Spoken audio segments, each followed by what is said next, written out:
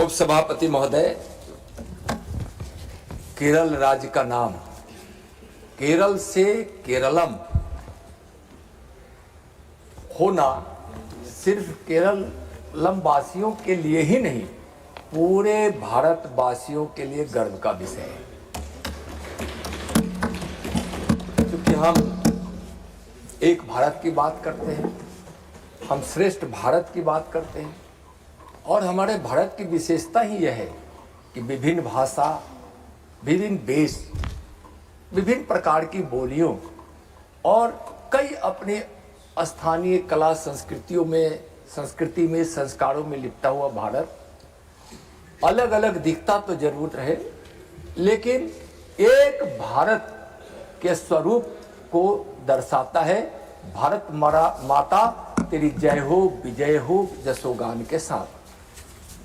हमारी परंपरा भी अद्भुत है कि आज उत्तर भारत में कोई भी उत्सव होते हैं या पूजा होती है तो दक्षिण भारत के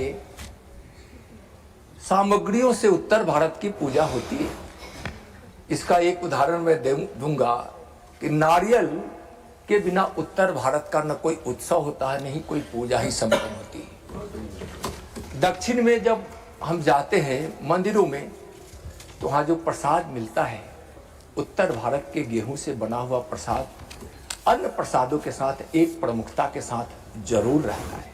तो उत्तर भारत के अन्न से दक्षिण भारत की पूजा और उत्सव संपन्न होते हैं। महोदय, यह राज्य के नाम सिर्फ बदलने सिर्फ एक भौगोलिक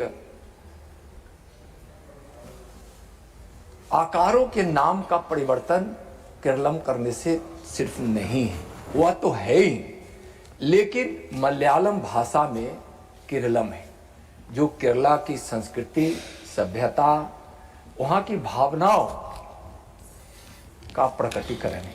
इसलिए केरलम केरल का नाम होना हम लोगों के लिए गौरव और मान स्वाभिमान का बात है, हम सभी भारतीयों के लिए। महोदय, केरल नाम परिवर्तन विधेयक 2026। माननीय मंत्री जी, एक मिनट। माननीय सदस्यगण, अब 6 बजे हैं, हाउस की सहमति है तो हम सब 6 बजे के बाद तब तक जब तक कि आज की लिस्टेड बिजनेस है खत्म न हो जाए बैठेंगे। माननीय मंत्री। महोदय, केरल नाम परिवर्तन विधेयक 2026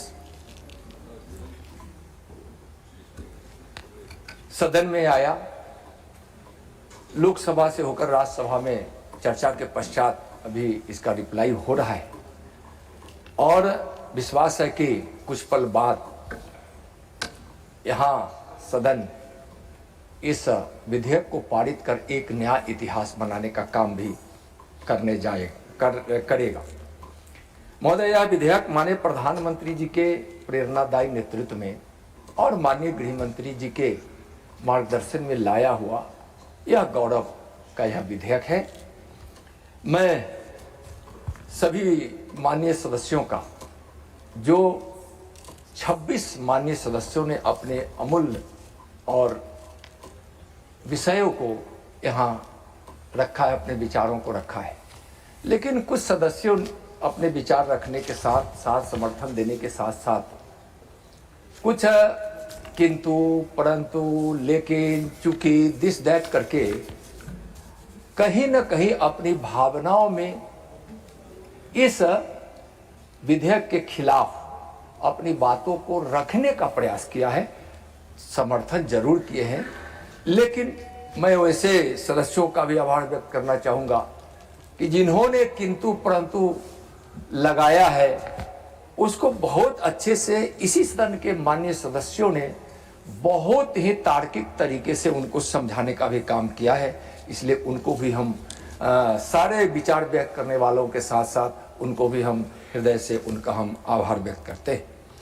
महोदय, 15वीं केरल विधानसभा ने 24 जून 2024 को अपने 11वें सत्र के दौरान संकल्प पारित किया तथा केंद्र सरकार से अपील की कि वह संविधान के अनुच्छेद 3 के अनुसार केरल राज्य के नाम को केरलम संशोधित करने के लिए कदम उठाए।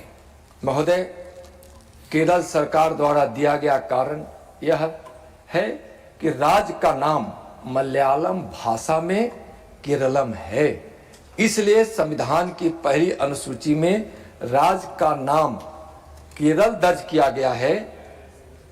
केंद्रीय कैबिनेट ने दिनांक 24/2/2026 की बैठक में केरल 24/2/2026 की बैठक में केरल राज्य का नाम बदलकर केरलम करने और केरल नाम परिवर्तन विधेयक 2026 को भारत के संविधान के अनुच्छेद 3 के परंतु के तहत केरल राज्य विधानमंडल को भेजने हेतु राष्ट्रपति को प्रस्तुत करने के लिए केरल सरकार के प्रस्ताव को मंजूरी दी। महोदय, माननीय राष्ट्रपति जी ने केरल नाम परिवर्तन विधेयक 2026 को उस पर विचार व्यक्त करने के लिए केरल राज्य विधानमंडल में भेजा। केरल विधानमंडल ने विधेयक के सभी खंडों पर सर्वसम्मति से सहमति व्यक्त की है। माननीय मंत्री सुरेश जी बोल रहे थे कि यह केरल के करोड़ों केरलम वासियों के प्रयास का और भावनाओं की सफलता है। यह राज्य सरकार की सोच और उनके संकल्प की भी आज सफलता होने वाली है। लेकिन माननीय प्रधानमंत्री जी के उस विचार और संकल्प को भी पूर्ण होने का आज दिन है। केरलम के संबंध में जो जितने भी दास्ता गुलामियों के, चाहे वह प्रतीक हो, नाम के रूप में हो, चिन्हों के रूप में हो, चाहे वह किसी संस्था के ध्वज के रूप में हो, चाहे किसी ऐसे महापुरुषों की मूर्ति जो दास्ता और गुलामी के उस चोट को बार बार भारतवासियों के दिलों पर पहुंचाने का काम करता था, उसको हटाकर भारत के विरासत के गौरव के सारे चीजों को, चिन्हों को या नामों को या कामों को स्थापित करने के संकल्प जो माननीय प्रधानमंत्री जी का है, उसके कारण भी आज केरल से केरलम होने जा रहा है। महोदय, विधेयक में यह उपबंध किया गया है कि नियत समय से केरलम राज्य के नाम से ज्ञात होगा एवं संविधान के अनुच्छेद 31 का 2090 का संविधान की पहली अनुसूची एवं चौथी अनुसूची में संशोधन करके केरल राज्य का नाम केरलम करने का प्रस्ताव है। महोदय, कुछ माननीय सदस्यों ने अलग अलग विचार रखे हैं और मैं उनको जरूर कहना चाहूँगा। पश्चिम बंगाल के एक माननीय सांसद कहे कि पश्चिम बंगाल का नाम क्यों नहीं बदल कर यहाँ किया जाता है, लेकिन उनको कहना चाहूँगा, उनकी भी सरकार रही है, उनके पहले की भी सरकारें ने जो नाम वहाँ प्रस्तावित करते थे वह उसमें एक रूपता नहीं होती थी, अलग अलग नामों से था। जैसे कभी उसको बदल कर 1999 में पश्चिम बंगाल राज्य का नाम बंगला करने का, तो कभी बंगाल करने का जो अंग्रेजी का शब्द है, तो कभी बांग्ला करने का, तो फिर हिंदी में बंगाल करने का भी प्रस्ताव आया था।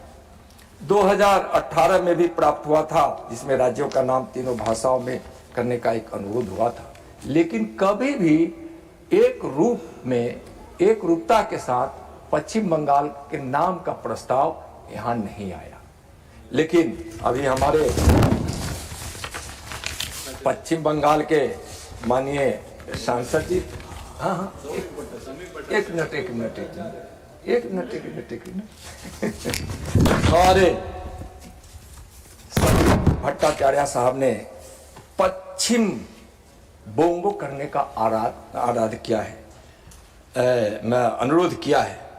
पश्चिम बोंगो करने का प्रस्ताव अगर पश्चिम बंगाल से यहाँ आता है तो निश्चित रूप से मोदी की सरकार है, विरासत से जुड़ा हुआ होगा, भारतीय भावनाओं के अनुरूप होगा, पश्चिम बंगाल के लोगों के इच्छाओं को पूर्ति करने वाला होगा, तो जरूर मोदी सरकार, केंद्र की सरकार उस पर विचार कर सकती है।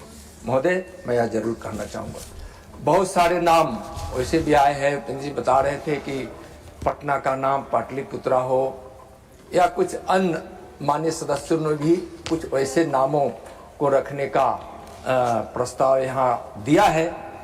यहाँ हमारे भट्टाचार्य साहब ने तो बख्तियारपुर खिजली के नाम पर बने हुए उसके नाम को भी बदलने की चर्चा यहाँ की है। तो मैं माननीय प्रधानमंत्री जी का जो संकल्प है, जो उनका सपना है, जो उनकी इच्छा है कि हम भारत के विरासत को गौरवान्वित करें, उसको संजोए, उसके जस को बढ़ाएं, वैसे कुछ नाम अगर वैसे होते हैं तो मैं समझता हूं कि उस पर कोई आपत्ति सरकार को नहीं होगी, लेकिन उसको प्रक्रिया के तहत आना पड़ेगा। भारत के जो कानून है, जो नियम है, उसके तहत आता है और भारत की विरासत को गौरव दिलाने वाला हो, वहाँ के लोगों के सपनों को पूरा करने वाला हो, वहाँ की संस्कृति की, वहाँ के संस्कार को दर्शाने वाला हो, तो उस पर निश्चित रूप से सोचने का काम कर सकती है केंद्र की सरकार, मुझको विश्वास है। महोदय, यहाँ अपने सी सदानंदन जी ने आदि शंकराचार्य की चर्चा की। सर, उनके बिना हम भारत के सनातन और संस्कृति और संस्कार को हम पूरा नहीं कर सकते। क्या सोच थी महोदय, भारत के वैचारिक और सनातन संस्कृति पर जो कुठाराघात हो रहा था, जिसको कई प्रकार से घेरने की कोशिश की जा रही थी, उस समय पूरे भारत का भ्रमण करके कैसे हमारे भारत की संस्कृति और वेदांत के सिद्धांत हमेशा अमरत्व को प्राप्त करे, इसके लिए किन किन जगहों पर किस प्रकार के मंदिरों का निर्माण कराया है और वहां कैसे पद्धतियों को स्थापित हमारे आदि शंकराचार्य ने किया है। पूरी को ही देखिए, कौन वहां प्रसाद बनाएगा, कौन वहां पुजारी होगा, किस किस दिवस को कौन कौन वहां पूजा करेंगे और वहां कौन कौन उसके पुजारी होंगे, किस प्रकार की विधि विधान होंगे। आप कई प्रकार के इस प्रकार से आप देखेंगे तो उत्तराखंड में भी कई धामों का, कई मंदिरों का निर्माण उन्होंने कहा। तो दक्षिण का कहीं पुजारी, कहीं उत्तर का दक्षिण की पद्धति, फिर वहां के प्रसादों के प्रकार और प्रसाद बनाने वालों का महत्व आदि शंकराचार्य जी ने स्थापित किया था कि सनातन पवित्र विचार है, संस्कार है, पद्धति है, धर्म है, जिसमें न कोई भेदभाव है। वहां मानवता के कल्याण और भारत के उस वेदांत सिद्धांत को ही स्थापित करने की सत्यता का वह प्रतीक है। तो वैसे शंकराचार्य का भी जन्म वहाँ केरलम में हुआ है। यह हम सभी भारतों को और सभी सनातनियों के साथ साथ मानवता के पुजारियों के लिए भी यह बहुत हर्ष का विषय है। महोदय, मुझको कहना ही पड़ेगा इसलिए कि चर्चा सदन में हुई है, लेकिन वीर सावरकर सिर्फ एक नाम नहीं, स्वतंत्रता संग्राम की अमर गाथा वीर सावरकर है। समर्पण बलिदान का नाम वीर सावरकर है, दृढ़ निश्चय का नाम वीर सावरकर है। अगर उन पर प्रश्न पूछे जाने पर अगर किसी शिक्षक को बर्खास्त कर दिया जाए तो इससे खराब बात कोई दूसरी हो ही नहीं सकती। और हमारे स्वतंत्रता सेनानियों का यह अपमान है, इसलिए वह विषय बहुत ही दुखदाई है। महोदय, वहां केरलम में पेरियार जी का वहां नारायण गुरु जी की भी चर्चा हुई है। वैसे वैसे विभूति सुंदरता को अपने आंचल में सिमटे हुए केरल, और मैं तो जहाँ से आता हूँ बिहार के हाजीपुर से सोनपुर मेला विश्वविख्यात है। वहाँ केरलम के लोग वहाँ अपनी पूजा पद्धति की संपन्नता के लिए वहाँ से जब हाथी खरीद कर ले जाते हैं गजराज को तो बड़ी खुशी होती है।